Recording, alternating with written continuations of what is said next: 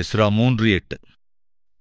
அவர்கள் எருசலேமில் உள்ள தேவனுடைய ஆலயத்திற்கு வந்த 2ஆம் வருஷம் 2ஆம் மாதத்திலே செயல்தியேலின் குமாரனாகிய செருபாபேலும் யோசதாக்கின் குமாரனாகிய யெசுவாவும், நல்லா கவனிங்க, யெசுவா யோசுவா, இந்த 2 பெயர்களுமே ஒரே அர்த்தத்தை கொண்டதுதான். அதாவது யோசுவா என்றால் ரட்சிப்பு, அதேபோல இங்கே யெசுவா என்றாலும் ரட்சிப்பு தான்.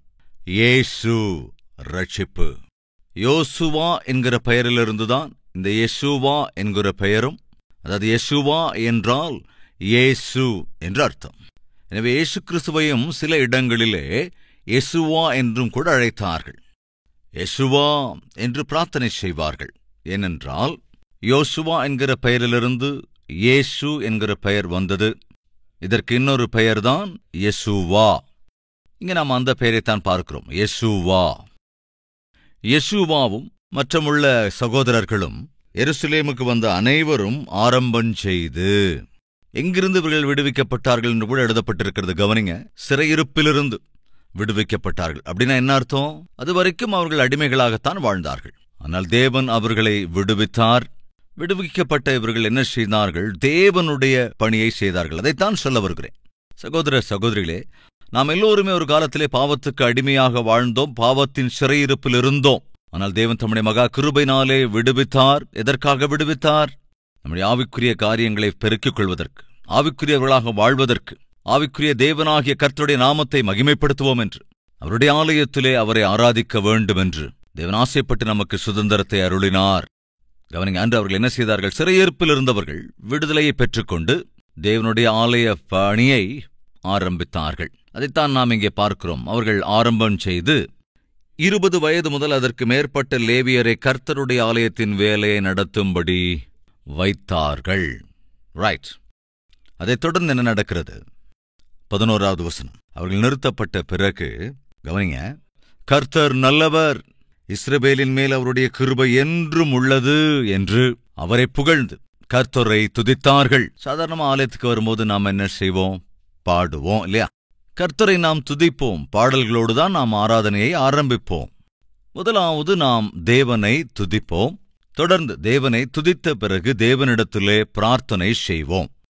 அதைத் தொடர்ந்து வேத வார்த்தைகளை தியானித்து நம்முடைய வாழ்க்கையை சரி செய்து கொள்வோம். 4வதாக நன்றி அறிதலோடு கூட காணிக்கைகளை செலுத்தி நம்முடைய வாழ்க்கையை நாம் ஆரம்பிக்கிறோம். இது அன்று முதற்கொண்டு தொன்று தொட்டு வருகின்ற ஒரு அற்புதமான காரியம். நடந்தது என்ன? அந்நாளிலே திரும்பி வந்த இந்த இஸ்ரவேல் ஜனங்கள், அதாவது தேவனால் தெரிந்து கொள்ளப்பட்ட இந்த ஜனங்கள், யூதர்கள் என்ன செய்தாங்கன்னு பார்க்கலாம், வாசிக்கலாம். புகழ்ந்து பாடி கர்த்தரை துதித்தார்கள். 11வது வசனத்தின் பாதியிலிருந்து வாசிக்கிறேன். கர்த்தரை துதிக்கையில் ஜனங்கள் எல்லாரும் கர்த்தருடைய ஆலயத்தின் அஸ்திபாரம் போடப்படுகிறது நிமித்தம் மகா கம்பீரமா என்ன செய்தார்கள்? ஆரவாரித்தார்கள். கர்த்தருடைய ஆலயத்துக்கான அஸ்திபாரம் போட்டார்கள். மறுபடியும் கர்த்தரின் ஆலயத்தை கட்டுவதற்கான அஸ்திவாரம் இட்டார்கள். அப்படி அஸ்திவாரம் இட்டபோது அவ்வளவாய் சந்தோஷப்பட்டார்கள். தேவனுடைய ஆலயம் கட்டப்படுகின்றது. அந்த கட்டுமானத்துக்கான அஸ்திவாரம் இட்டிருக்கிறோம். ஒன்றுமில்லாமல் இருக்கிற இந்த பிரதேசம், ஜன நடமாட்டம் இல்லாத, ஆளரவம் இல்லாத இந்த பிரதேசம் மறுபடியும் தேவனுடைய நாமத்தினால், அவருடைய சந்நிதியால் எழுப்பப்பட போகிறது. இருள் அடைந்திருக்கிற இந்த பகுதியை தேவன் மறுபடியும் தம்முடைய வெளிச்சத்தினால் நிரப்பப் போகிறார். அதற்கு ஏதுவாக முதலாவது தேவனுடைய ஆலயம் கட்டப்பட போகிறது. உன் வாழ்க்கை செழிக்க வேண்டுமென்றால் முதலாவது உன் வாழ்க்கையினுடைய தேவஸ்தானமாகிய இருதயம் என்னவாக வேண்டும்? பரிசுத்தப்படுத்தப்பட வேண்டும். அது தேவனுக்காக பிரதிஷ்டிக்கப்பட வேண்டும். அச்சு அசலான ஆராதனை என்பது இதோ இருதயத்திலே ஆரம்பிக்க வேண்டும். இருதயத்தில் ஆரம்பிக்கிற ஆராதனை என்ன செய்யும்? தேவனை மகிமைப்படுத்தும். தேவன் அதைத்தான் எதிர்பார்க்கிறார். அன்று அவர்கள் ஆலயத்திற்கான அஸ்திபாரம் போட்ட வேளையில மிகுந்த சந்தோஷத்தை கூட ஆர்ப்பரித்தார்கள், அவர்கள் ஆரவாரித்தார்கள்.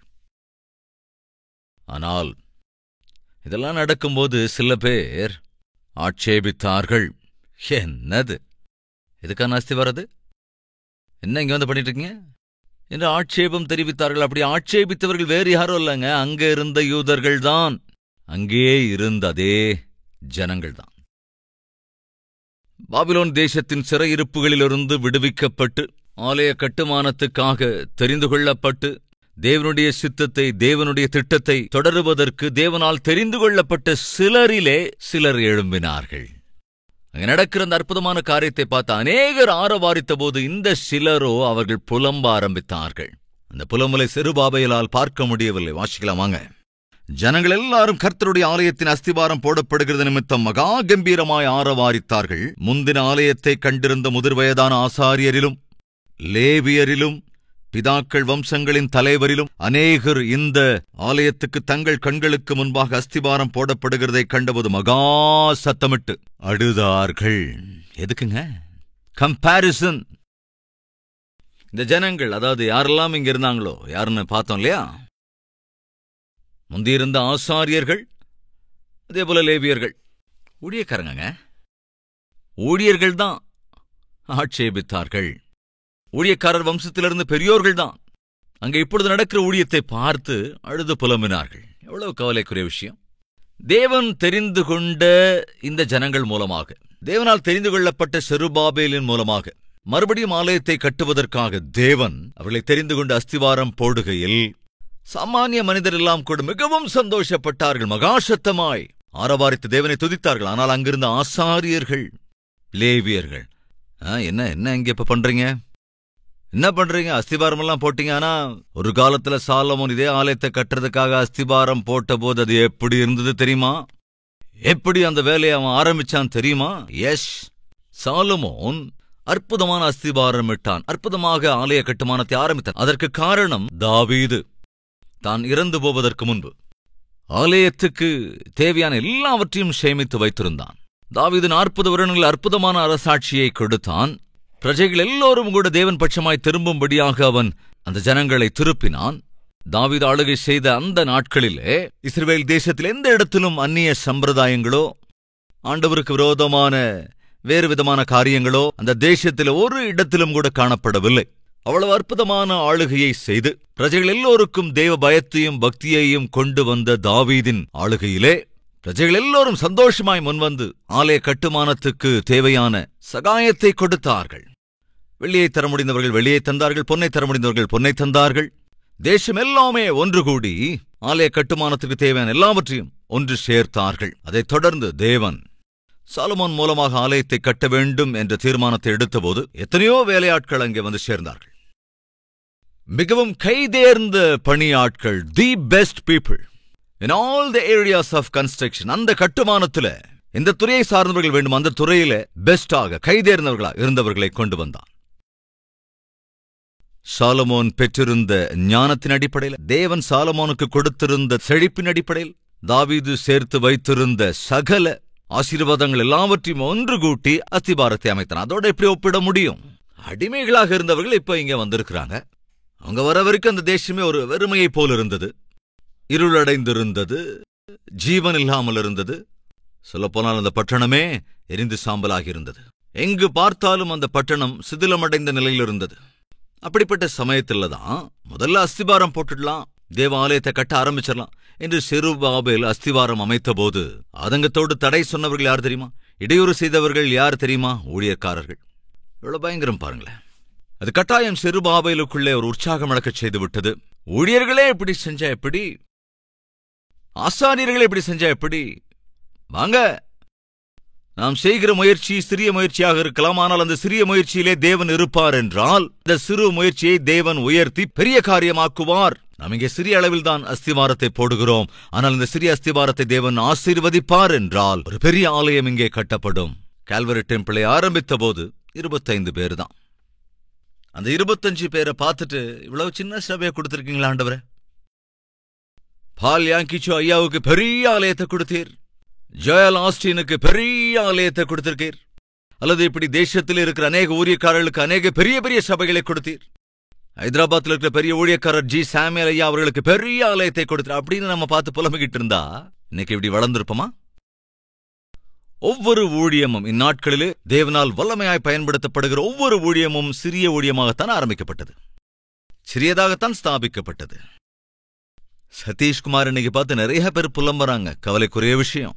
So called preachers and pastors எதுக்காக புலம்புறாங்கன்னா, இதோ இது ஆவி. செருபாபேல் ஆலயத்தை கட்டினா அதை பார்த்து எதுக்காக அழணும்? அதற்கான அஸ்திவாரம் விடும்போது அதை பார்த்து ஏன் அழணும்? கால்வரி டெம்பிள் எங்கேயாவது ஸ்தாபிக்கப்பட்டா அது ஏன் அழணும்? புலம்ப வேண்டிய அவசியம் என்ன?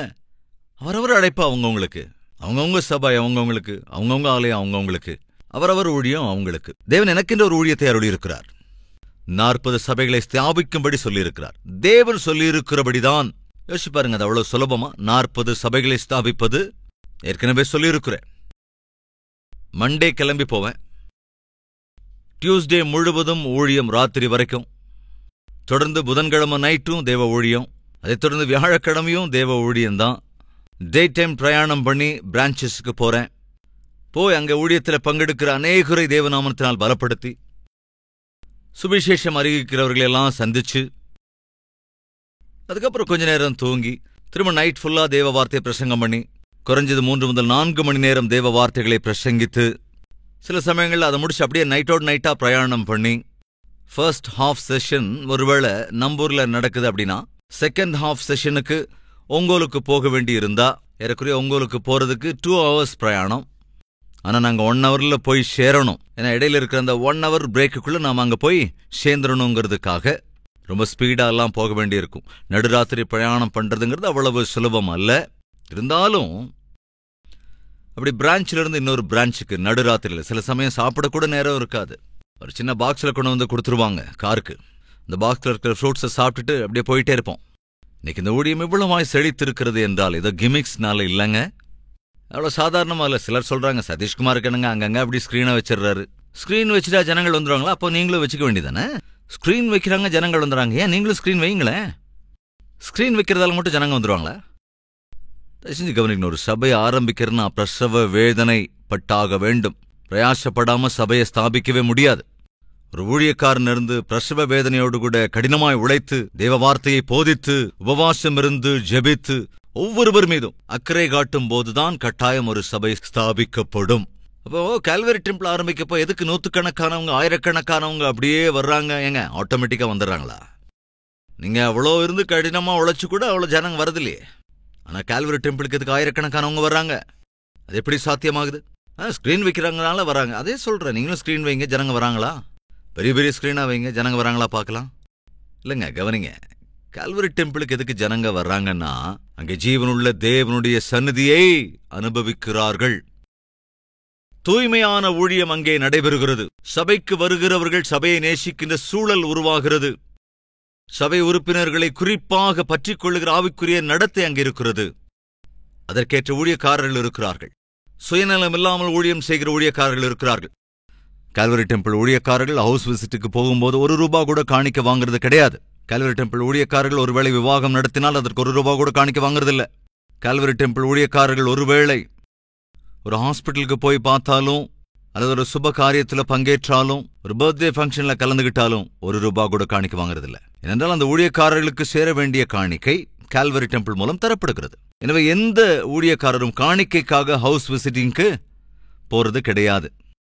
கால்வரி டெம்பிள் நடக்கிற திருமணம் இலவசமாகத்தான் நடக்கிறது. எந்த ரூபாயும் எக்ஸ்பெக்ட் பண்றதில்ல. ஏன்னா நம்ம பிள்ளைங்க கல்யாணத்துக்கு நாம எப்படிங்க காணிக்க வாங்க முடியும்? அர்த்தம் இல்லாம. நம்ம பிள்ளைக்கு பர்த்டே வருதுன்னு வச்சுக்கலாமே, என்ன செய்வோம்? தாயா தகப்பனா நாம தான் பிள்ளைங்களுக்கு கேக் வாங்குவோம், அப்படிதானே? அதைத்தாங்க நான் செய்றேன். ஆவிக்குரிய தகப்பனாக பிள்ளைகளுக்கு அவர்கள் பர்த்டே நாளில் அவங்களுக்கு கேக் வாங்கி தரணும்னு ஆசைப்படுறேன். அதுக்காகத்தான் அதை வாங்கி அனுப்புறோம். அதே போல விவாக காரியங்கள் பிள்ளைகளுக்காக நடத்த வேண்டியிருந்தால் அதற்கான ஏற்பாடுகளையும் நாமே தான் இங்கு செய்கிறோம். நல்ல சம்மதம் ஏற்பட்டு விவாகம் நடத்த வேண்டி வருகிற போது நல்ல பாடகர்களால் வர்ஷிப் நடக்கும். வர்ஷிப் டீம் இருக்கிறது.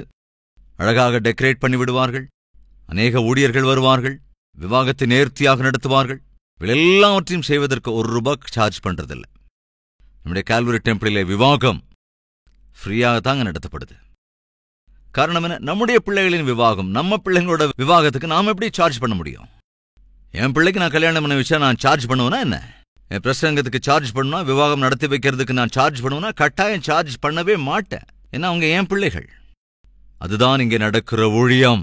இப்படி வேதத்தின் அடிப்படையிலே தேவனுடைய அன்பை கிரியைகளிலே காண்பித்து அற்புதமான ஊழியத்தை நாம் தொடர்கிற வேளையில அதை தேவன் கண்டு தேவன் ஆசீர்வதிக்கிறார். தயவு செஞ்சு கவனிக்கணும். ஒருத்தருக்கு 1 தாலந்து, இன்னொருத்தனுக்கு 2 தாலந்து, மற்றவனுக்கோ 5 தாலந்து. அப்படி எஜமானன் கொடுத்தான். 5 தாலந்தை பெற்றவன் மிகவும் கஷ்டப்பட்டு, மிகவும் கடினமாய் உழைத்து, ஓய்வின்றி உழைத்து, டே அண்ட் நைட் கஷ்டப்பட்டு 5 தாலந்துகளை 10 தாலந்துகளாக்கினான். ஆனால் 1 தாலந்தை பெற்றவன் என்ன செய்தான்? சோம்பேறி. வேலையும் செய்யல, பிரயாசப்படுறதில்ல, படுத்து தூங்குறதால வேற ஒன்றும் பண்றதில்ல. எனவே அந்த 1 தாலந்தை கொண்டு போய் மூடி மறைச்சு ஒழிச்சு வச்சுட்டான். அபிவிருத்தி செய்ய வேண்டிய, மல்டிப்ளை பண்ண வேண்டிய பணியாளன் அதை மூடி வச்சுட்டாங்க. எவ்வளவு கொடுக்கப்பட்டதோ திரும்ப வந்தபோதும் அதுதான் கையில் இருந்தது. எஜமானன் அங்கே வருகிறான், கேட்கிறான், உனக்கு கொடுத்த தாளந்தை என்ன செய்தாய்? 1 தாலந்தை கொடுத்தேனே, அதை என்ன செய்தாய்? என்ன செய்து? மறைச்சு பத்திரமா வச்சிருக்கேன். பொல்லாதவனும் சோம்பனுமான ஊழியக்காரனே. யாரா அந்த ஊழியக்காரன்? பொல்லாதவனும் சோம்பனுமான ஊழியக்காரன், சோம்பேறியான ஊழியக்காரன். நான் கொடுத்த தாலந்தை நீ இரட்டிப்பாக்குவாய் என்று நினைத்தேன், ஆனால் உன் சோம்பேறித்தனத்தினாலே அப்படியே வைத்திருக்கிறாய். எனவே யார் கடினமாய் உழைத்ததை 2 மடங்கு ஆக்கினானோ அவனுக்கே இந்த தாலந்தையும் கொண்டு போய் நான் கொடுக்கப் போகிறேன். அதுதான் அன்று நடந்ததங்க. அதுதான் இன்றும் நடக்கும். உண்மையாய் கஷ்டப்பட்டு உழைக்கும் ஊழியக்காரர்களுக்கு தேவன் ஆத்துமாக்களை என்ன செய்கிறார்? அதிகமாக்கி கொடுக்கிறார். சோம்பேறித்தனத்தினால், பொறுப்புகளை மறந்து, நித்திரை மயக்கத்தில், தேவன் அருளிய சபையை பற்றி கண்டுகொள்ளாமல், கொடுக்கப்பட்ட தாலந்துகளை பற்றி கவலைப்படாமல், போட்ட இடத்தில் போட்ட மாதிரி 10 வருஷத்துக்கு முன்னால 50 பேர், 10 வருஷங்களுக்கு முன்னால 100 பேர், இன்னைக்கும் அதே 100 பேர், இன்னைக்கும் அதே 50 பேர். எங்க அபிவிருத்தி? எங்கெங்க மல்டிப்ளிகேஷன்? எனவே தேவன் என்ன செய்கிறார்? நீ உழைப்பதில்லை, பிரயாசப்படுவதில்லை, பரிசுத்த வார்த்தையை பிரசங்கிப்பதில்லை, எனவே எந்த முன்னேற்றமும் இல்லை. யார் பிரயாசப்படுகிறார்களோ, யார் கடினமாய் உழைக்கிறார்களோ அவர்களுக்கு கொடுக்கப்படும் போது அதை அவர்கள் இரட்டிப்பாக்குவார்கள். அந்த 1 தாலந்தை எடுத்துக்கொண்டு உழைக்கிறவன் கையிலே கொடுத்து விட்டான்.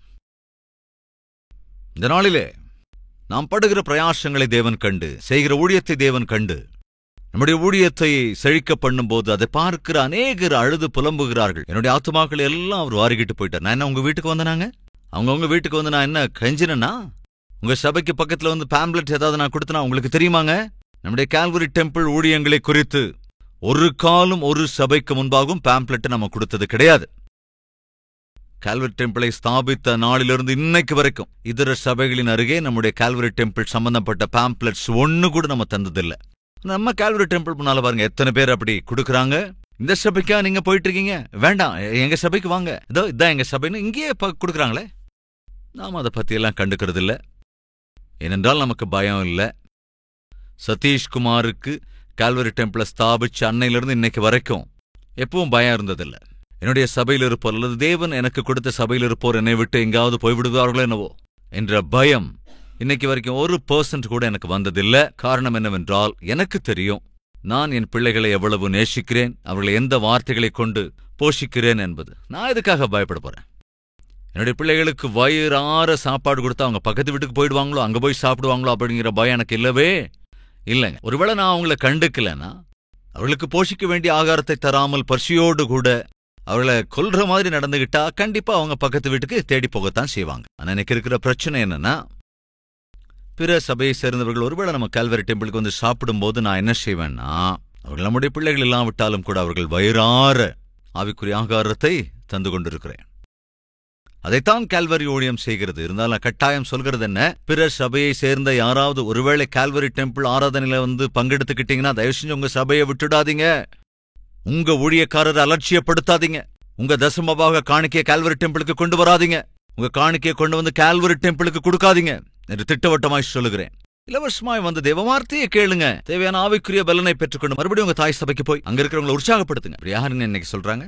நான் சொல்லிக் கொண்டிருக்கிறேன் என்பதனால்தான். பைபிள் கூட ஒரு வசனம் இருக்கு பாருங்க. என்ன வசனம் தெரியுமா? தன் ஜீவனை காப்பாற்ற முயற்சி செய்கிறவன் என்ன செய்வானா?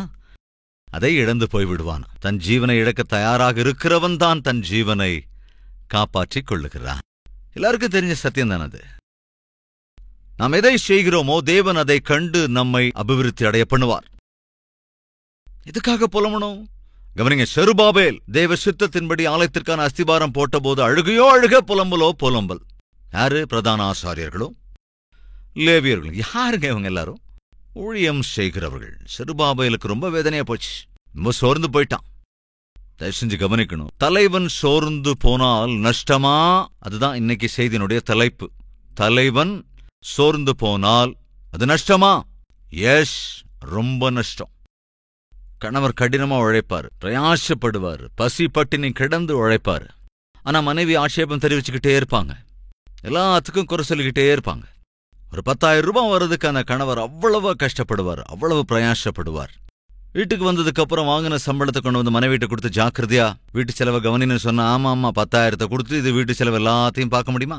இதுல கண்டிஷன் வேற போடுறீங்க, ஜாக்கிரதைன்னு சொல்றீங்க என்று சொல்லும்போது அந்த கணவன் எவ்வளவு சோர்ந்து போவான். அதே போலதான் மனைவியும் அதிகாலையில் எழுந்து வீட்டு வேலை சமையல் வேலை எல்லாம் பண்ணிட்டு வீட்டையெல்லாம் பார்த்துக்கிட்டு கடினமா உழைச்சு தான் சாப்பிட்டாலும் சாப்பிடாட்டாலும் தூங்கினாலும் தூங்கலனாலும் தன்னுடைய வீடு நல்லா இருக்கணும் அப்படின்னு சொல்லி பரிதவிப்போட வேலை செஞ்சுக்கிட்டு இருந்தா கணவன் வீட்டுக்கு வந்து இஷ்டம் போல வாய்க்கு வந்தபடி பேசுறது, இஷ்டம் போல குறை சொல்றது, இஷ்டம் போல பேசுறது, எல்லா விஷயத்திலையும் ஆட்சேபனை ஆட்சேபனை ஆட்சேபனை.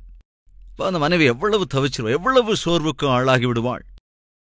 கண்டிப்பா யோசிச்சு பார்க்கணும். கணவன்மார் மனைவிமார் தயவு செஞ்சு கணவரை மனைவியை இந்த ராசைக்கு இலக்காக்கிடாதீங்க, சோர்ந்து போறதுக்கு இடம் கொடுத்துடாதீங்க, மனமடிவுக்கு அவர்களை ஆளாக்கிடாதீங்க. அதாவது எதையா இருந்தாலும் ஆட்சேபிக்காதீங்க. அன்னைக்கு இந்த ஆசாரியர்களும் அந்த லேவியர்களும் அவர்கள் ரொம்ப முயற்சி செஞ்சு கஷ்டப்பட்டு இந்த அற்புதமான காரியத்தை அஸ்திவாரத்தை ஆரம்பிச்சப்ப நிறைய பேர் ஜனங்கள் எல்லாரும் சந்தோஷப்பட்டாங்க. யாரு? சாமானிய மனிதர்கள் சந்தோஷப்பட்டாங்க, ஊழியக்காரங்க வருத்தப்பட்டாங்க. கால்வரி டெம்பிள் இன்னைக்கு எங்க ஆரம்பிச்சாலும் ஜனங்க சந்தோஷப்படுறாங்க. எத்தனை பேர் லெட்டர் எழுதுறாங்க, எத்தனை பேர் மெசேஜ் அனுப்பி வைக்கிறாங்க, எங்க ஊர்ல வந்து கால்வரி டெம்பிள் ஆரம்பிங்க, எங்க ஊர்ல வந்து ஐயா கால்வரி டெம்பிள் ஆரம்பிங்க. சாமானிய மனிதர்கள் ஆசைப்படுகிறார்கள் சபைகள் ஸ்தாபிக்கப்பட வேண்டும் என்று. ஆனால் சில பேர் அழுது புலம்புறாங்க. எதுக்காக? இதெல்லாம் சகஜம். செருபாபேல் தேவனால் தெரிந்து கொள்ளப்பட்ட தலைவன், ஆனால் ஆட்சேபித்தார்கள், அங்கே சோர்ந்து போக பண்ணினார்கள். ஆனால் அதே சமயத்துல மற்ற ஜனங்கள் எல்லோரும் அவ்வளவு சந்தோஷப்பட்டார்கள், ஆர்ப்பரித்தார்கள். சில பேர் ஆரவாரம் செய்தார்கள், ஆனால் சில பேர் அழுது புலம்பினார்கள். சகோதர சகோதரிகளை கவனிக்கிறீங்களா? நீங்க எவ்வளவுதான் நல்ல வேலையை செஞ்சாலும் அதை பார்த்து புலம்புறவங்க இருப்பாங்க. எந்த வேலையை செஞ்சாலும் அவங்க அழத்தான் செய்வாங்க. தேவ சித்தத்தின்படி நீங்க எந்த வேலையை செஞ்சாலும் கட்டாயம் அழுவாங்க, கட்டாயமா. செருபாபேலின் காலத்திலும் தான் செய்த வேலையை பார்த்து அழுது புலம்பின ஆட்சேபித்த அநேகர் உண்டு. அதெல்லாம் சகஜம். அதே சமயத்தில் மறுபடியும் பார்த்தோம்னா நாம இன்னொரு இடத்துல பார்க்கலாம். முந்தின ஆலயத்தை கண்டிருந்த முதிர் வயதான ஆசாரியரிலும் லேவியரிலும் பிதாக்கள் வம்சங்களின் தலைவரிலும் அநேகர் இந்த ஆலயத்துக்கு தங்கள் கண்களுக்கு முன்பாக அஸ்திபாரம் போடப்படுகிறதைக் கண்டு மகா சத்தமிட்டு அழுதார்கள். வேறே அநேகம் பேரோ கம்பீர சந்தோஷமா என்ன செஞ்சாங்க?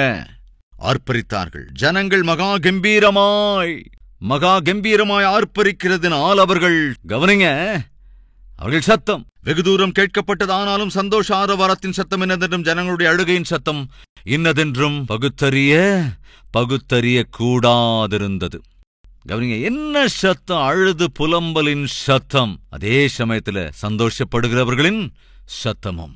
வாழ்க்கையில சகோதர சகோதரிகளே, எப்பவாக இருந்தாலும் தேவ சித்தத்தின்படி எதை ஆரம்பித்தாலும் எதை செய்ய நினைத்தாலும் கட்டாயம் அழுது புலம்புறவங்க இருப்பாங்க. தேவனுடைய சித்தத்தை தான் செருபாபேல் அன்று செய்தான், ஆனாலும் கூட அழுது புலம்புறவங்க இருந்தாங்க. தேவ சித்தத்தின்படி எதை செய்தாலும் அழுது புலம்போர் இருப்பாங்க. தயவு செஞ்சு ஞாபகத்தை வச்சுக்கோங்க. அப்படி அழுது புலம்புறவங்களை பார்த்து நீ எந்த விதத்திலும் சோர்ந்து போயிடக்கூடாது. அப்படி அழறவங்களை பார்த்து தேவன் உனக்கு கொடுத்திருக்கிற வேலைகளை நீ அல்லது உன்னுடைய பிரயாசங்களை நீ நிறுத்திவிடவே கூடாது. அழுது புலம்புறவங்க எப்போதும் இருப்பாங்க, அழறவங்க எப்போதும் இருப்பாங்க. ஆனால் அப்படி அழுது புலம்புவோருக்கு பக்கத்துல உன்னை நேசிக்கிறவர்களும் இருப்பார்கள். நீ செய்கிற உன் காரியங்களை பார்த்து சந்தோஷப்படுகிறவர்களும் இருப்பார்கள். அவர்களையும் உன் நினைவில் வைத்துக் கொள்ளும்படி கேட்டுக்கொள்ளுகிறேன். அவர்கள் எல்லோரும் ஒருமனப்பட்டவர்களாக தேவனை நோக்கி பார்க்கலாம். எல்லோரும் லெட்ஸ் ப்ரே.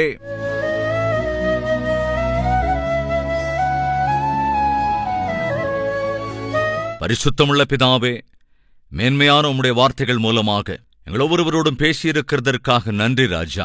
செருபாபேல் ஆரம்பித்த ஆலயத்தின் வேலை உம்முடைய சித்தம்தான், ஆனாலும் தடை வந்தது. ஆலயத்தின் காரியங்களையெல்லாம் எஸ்ராவின் மூலமாக ஆரம்பிக்க வேண்டும் என்பது உம்முடைய சித்தம், அதிலும் தடைகள் வந்தது. எருசலேமை சுற்றி பிராகாரங்களை கட்டி எழுப்ப வேண்டும், அது உம்முடைய சித்தம். நெகேமியா அந்த வேலையை ஆரம்பித்த போது தடைகள் வந்தது. ஆண்டவரின் நாளில் யாராவது தங்கள் வாழ்க்கையிலே தடைகளையும் இடையூறுகளையும் அவமானங்களையும் ஆட்சேபங்களையும் எதிர்கொண்டு ஆண்டவர் உம்முடைய சித்தத்தைத்தானே செய்கிறேன், உம்முடைய விருப்பப்படிதானே வாழ்கிறேன், இருந்தாலும் ஏன் எனக்கு தடைகள், இருந்தாலும் ஏன் இந்த ஆட்சேபனைகள், இருந்தும் ஏன் எனக்கு இந்த அவமானங்கள், இருந்தும் ஏன் எனக்கு இந்த இடையூறுகள், என்னால முடியவே இல்லை ஆண்டவரே, என்னால முன்னேறவே முடியல ஆண்டவரே என்று யாரெல்லாம் சோர்ந்து போயிருக்கிறார்களோ அப்படிப்பட்டவர்களோடு என்று பேசியிருக்கிறீர். உன்னுடைய சக்தியினால் அல்ல, உன்னுடைய பலத்தினாலும் அல்ல, என்னுடைய ஆவியினால் நான் நீ ஆரம்பித்திருக்கிற பணியினை முடிக்கும்படி செய்வேன். நீ ஆரம்பித்திருக்கிற ஊழியத்தை தொடரும்படி நான் செய்வேன். நீ தைரியமாய் செல் என்று நீர் இன்று அழைத்திருக்கிற இந்த வாக்குத்தத்தங்களை ஏற்றுக்கொண்டு உம்முடைய சித்தத்தின்படி ஆண்டவரே எங்கள் ஒவ்வொரு வேலையும் ஆரம்பிக்க கிருபையிட வேண்டும் என்றும், செருபாபேல் தன் பணியை பலிபீடத்தை கட்டி, அதாவது உம்மோடு கூடத்தான் அவன் ஆரம்பித்தான். தடைகள் வந்தாலும் சரி, அந்த பணியை அவன் தொடர்ந்து முடிக்க முயற்சி செய்தான். அதேபோல எங்கள் வாழ்க்கையையும் உம்மோடுதான், எங்கள் நாளை, எங்கள் உத்தியோகத்தை, எங்கள் வியாபாரத்தை, எங்கள் ஊழியத்தை, இப்படி எல்லா காரியங்களையும் உம்மோடு கூட ஆரம்பிப்பதன் மூலமாக நிச்சயமாய் ஆண்டவரே எங்கள் வாழ்க்கையிலே நாங்கள் நினைத்ததை சாதிக்க தேவையான பலனையும் கிருபையும் அருளிச் செய்ய வேண்டும் என்றும் உமக்கே துதி கன மகிமையை ஏறெடுத்து இயேசு கிறிஸ்துவின் நாமத்தில் வேண்டிக் கொள்கிறோம் பிதாவே, ஆமேன்.